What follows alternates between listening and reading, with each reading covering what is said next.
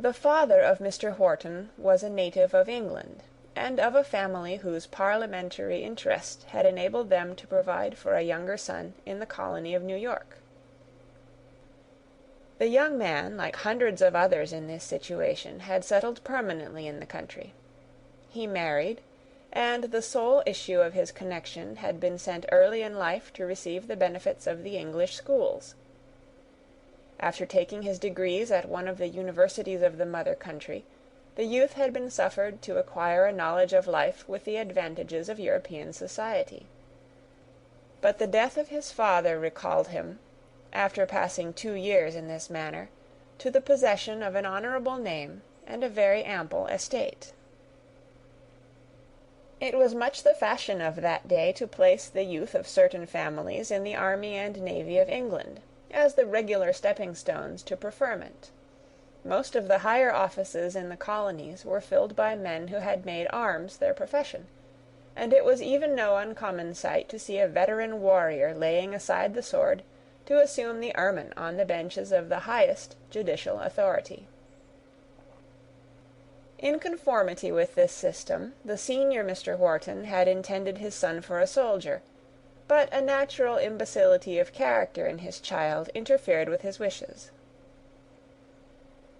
A 12-month had been spent by the young man in weighing the comparative advantages of the different classes of troops, when the death of his father occurred. The ease of his situation, and the attentions lavished upon a youth in the actual enjoyment of one of the largest estates in the colonies, interfered greatly with his ambitious projects.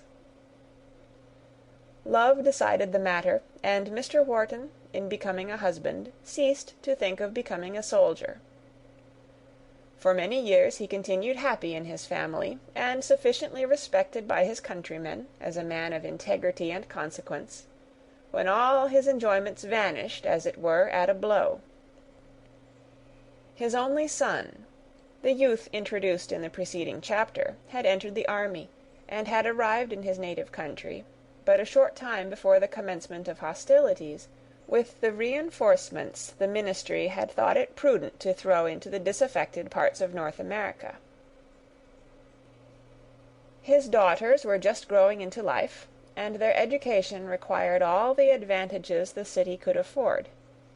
His wife had been for some years in declining health, and had barely time to fold her son to her bosom and rejoice in the reunion of her family, before the Revolution burst forth in a continued blaze from Georgia to Massachusetts. The shock was too much for the feeble condition of the mother, who saw her child called to the field of combat against the members of her own family in the South, and she sank under the blow. There was no part of the continent where the manners of England and its aristocratical notions of blood and alliances prevailed with more force than in a certain circle immediately around the metropolis of New York. The customs of the early Dutch inhabitants had, indeed, blended in some measures with the English manners, but still the latter prevailed. This attachment to Great Britain was increased by the frequent intermarriages of the officers of the mother country with the wealthier and most powerful families of the vicinity, until at the commencement of hostilities their united influence had very nearly thrown the colony into the scale on the side of the crown. A few, however, of the leading families espoused the cause of the people, and a sufficient stand was made against the efforts of the ministerial party to organize, and aided by the army of the Confederation, to maintain an independent republican form of government. The city of New York and the adjacent territory were alone exempted from the rule of the new Commonwealth, while the royal authority extended no further than its dignity could be supported by the presence of an army.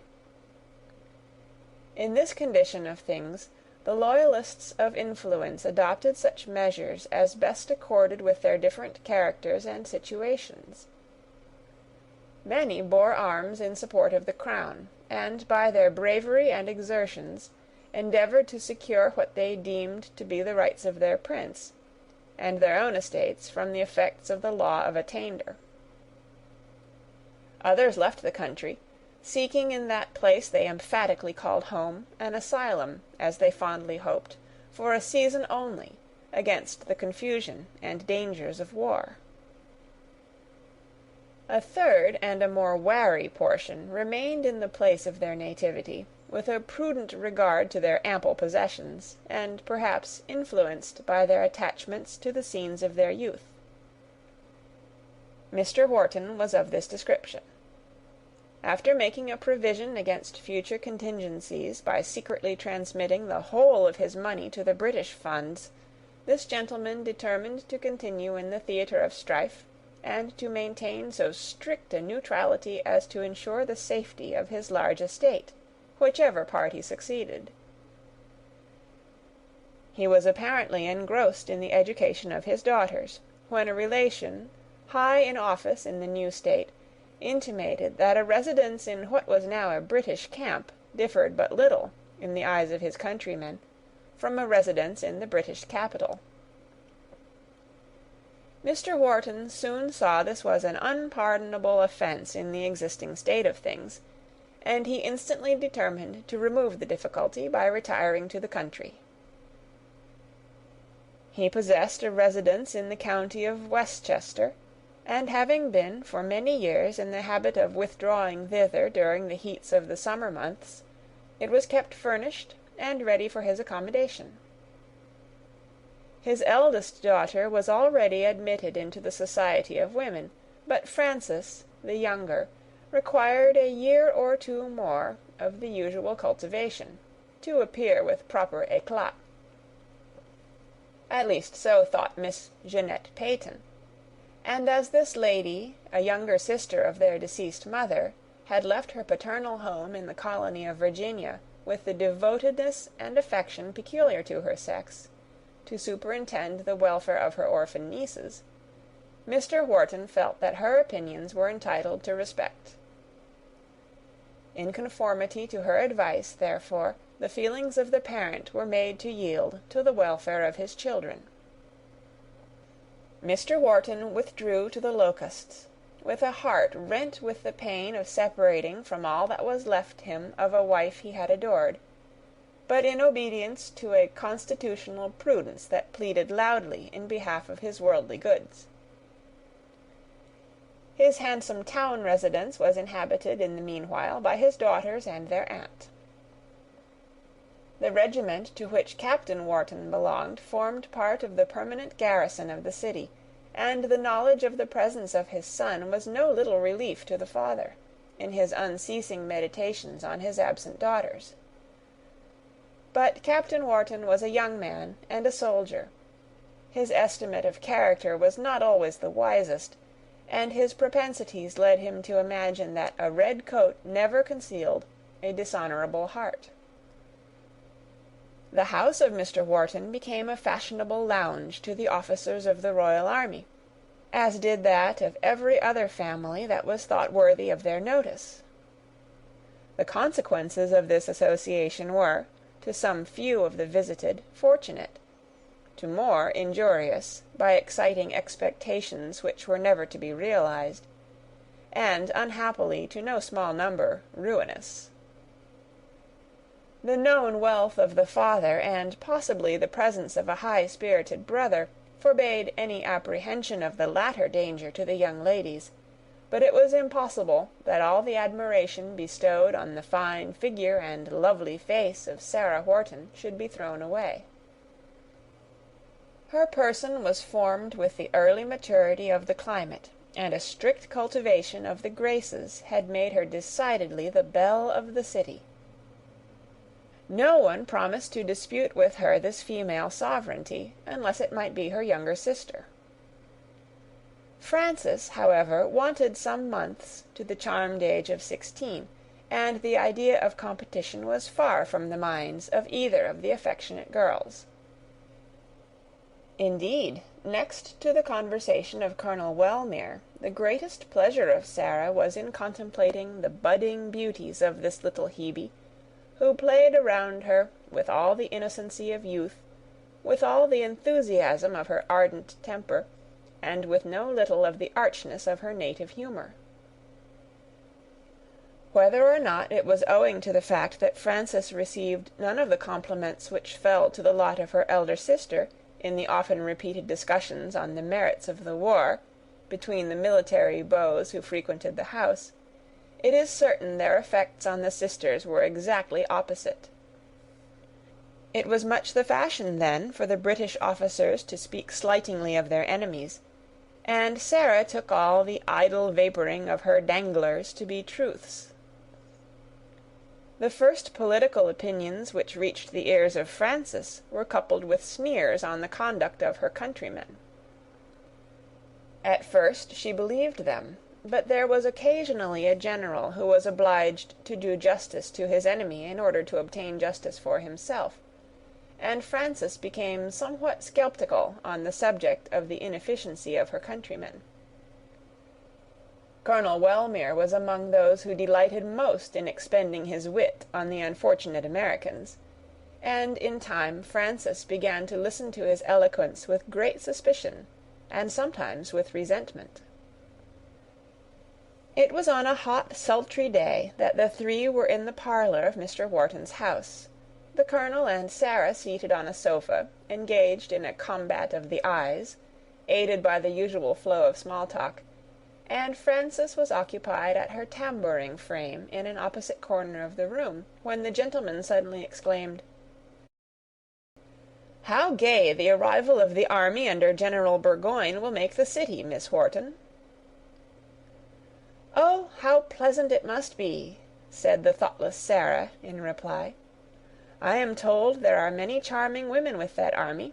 As you say, it will make us all life and gaiety." Frances shook back the abundance of her golden hair, and raised her eyes, dancing with the ardour of national feeling. Then, laughing with a concealed humour, she asked, "Is it so certain that General Burgoyne will be permitted to reach the city?"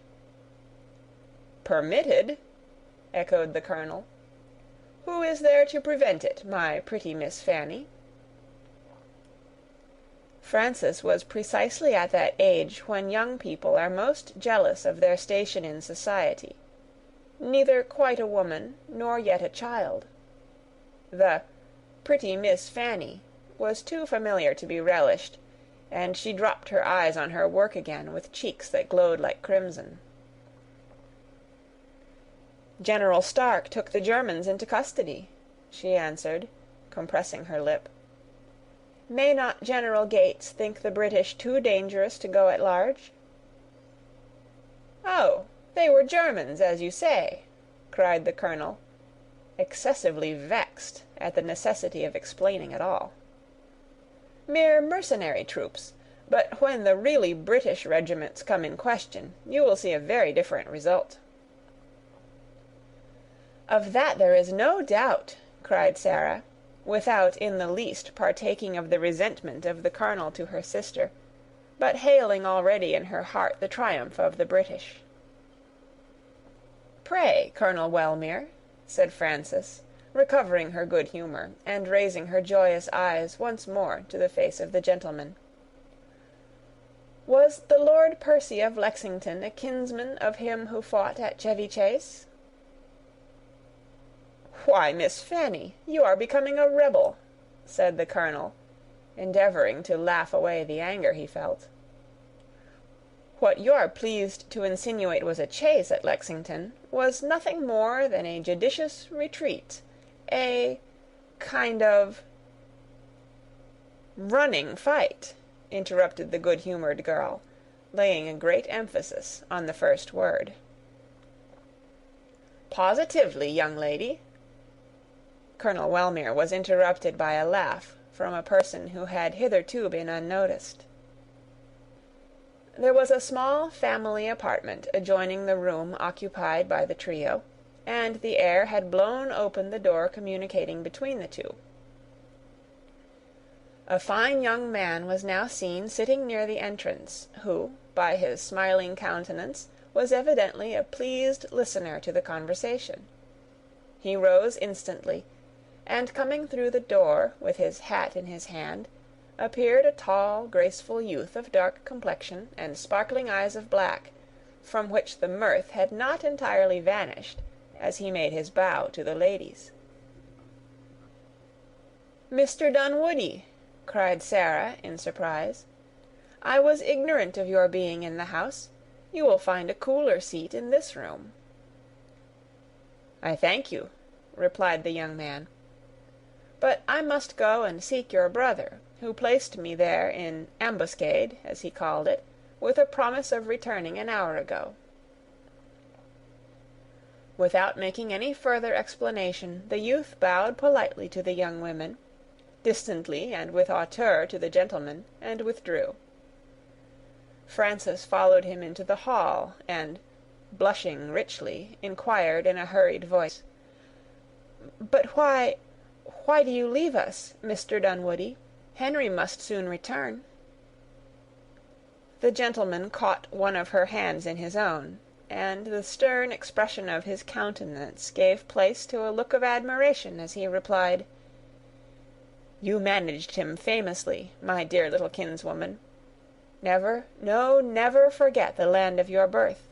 Remember, if you are the granddaughter of an Englishman, you are also the granddaughter of a Peyton."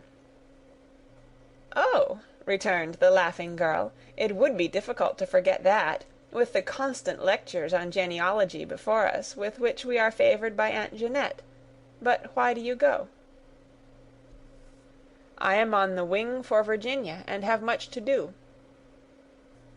He pressed her hand as he spoke, and, looking back while in the act of closing the door, exclaimed, "Be true to your country. Be American." The ardent girl kissed her hand to him as he retired, and then, instantly applying it with its beautiful fellow to her burning cheeks, ran into her own apartment to hide her confusion. Between the open sarcasm of Frances and the ill-concealed disdain of the young man, Colonel Wellmere had felt himself placed in an awkward predicament; but, ashamed to resent such trifles in the presence of his mistress, he satisfied himself with observing, superciliously, as Dunwoodie left the room,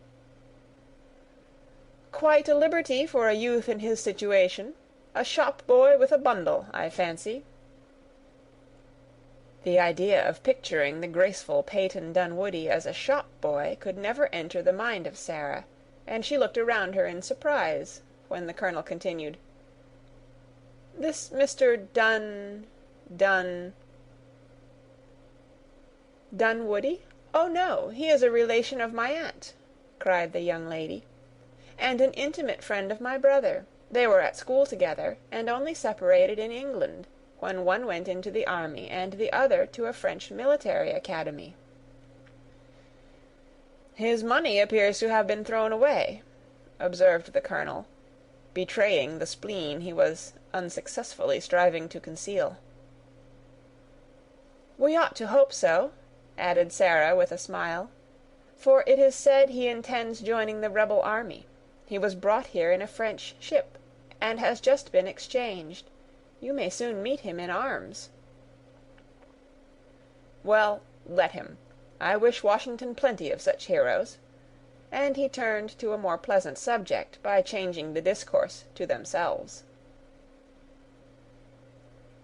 A few weeks after this scene occurred, the army of Burgoyne laid down their arms. Mr. Wharton, beginning to think the result of the contest doubtful, resolved to conciliate his countrymen and gratify himself by calling his daughters into his own abode. Miss Peyton consented to be their companion, and from that time until the period at which we commenced our narrative, they had formed one family. Whenever the main army made any movements, Captain Wharton had, of course, accompanied it, and once or twice, under the protection of strong parties, acting in the neighborhood of the Locusts, he had enjoyed rapid and stolen interviews with his friends. A 12-month had, however, passed without his seeing them, and the impatient Henry had adopted the disguise we have mentioned, and unfortunately arrived on the very evening that an unknown and rather suspicious guest was an inmate of the house, which seldom contained any other than its regular inhabitants. "But do you think he suspects me?" asked the captain, with anxiety, after pausing to listen to Caesar's opinion of the Skinners. "How should he?" cried Sarah, "when your sisters and father could not penetrate your disguise?" "There is something mysterious in his manner. His looks are too prying for an indifferent observer," continued young Wharton thoughtfully, "and his face seems familiar to me. The recent fate of Andre has created much irritation on both sides. Sir Henry threatens retaliation for his death, and Washington is as firm as if half the world were at his command. The rebels would think me a fit subject for their plans just now, should I be so unlucky as to fall into their hands." "But, my son," cried his father, in great alarm, "you are not a spy. You are not within the that is, the American lines. There is nothing here to spy." "That might be disputed," rejoined the young man, musing. "Their pickets were as low as the White Plains when I passed through in disguise. It is true my purposes are innocent, but how is it to appear? My visit to you would seem a cloak to other designs. Remember, sir, the treatment you received not a year since, for sending me a supply of fruit for the winter." "That proceeded from the misrepresentations of my kind neighbours," said Mr. Wharton, "who hoped, by getting my estate confiscated, to purchase good farms at low prices. Peyton Dunwoodie, however, soon obtained our discharge. We were detained but a month." "We?" repeated the son, in amazement. "Did they take my sisters also? Fanny, you wrote me nothing of this." "I believe," said Frances, colouring highly, "I mentioned the kind treatment we received from your old friend, Major Dunwoodie, and that he procured my father's release." "True; but were you with him in the rebel camp?" "Yes," said the father, kindly. "Fanny would not suffer me to go alone. Jeanette and Sarah took charge of the Locusts, and this little girl was my companion in captivity." "And Fanny returned from such a scene a greater rebel than ever," cried Sarah indignantly. "One would think the hardships her father suffered would have cured her of such whims." "What say you to the charge, my pretty sister?" cried the captain gaily. "Did Peyton strive to make you hate your king more than he does himself?" "Peyton Dunwoodie hates no one," said Frances quickly. Then, blushing at her own ardour, she added immediately, "He loves you, Henry, I know, for he has told me so again and again." Young Wharton tapped his sister on the cheek with a smile, as he asked her, in an affected whisper, "Did he tell you also that he loved my little sister Fanny?" "Nonsense," said Frances, and the remnants of the supper-table soon disappeared under her superintendence.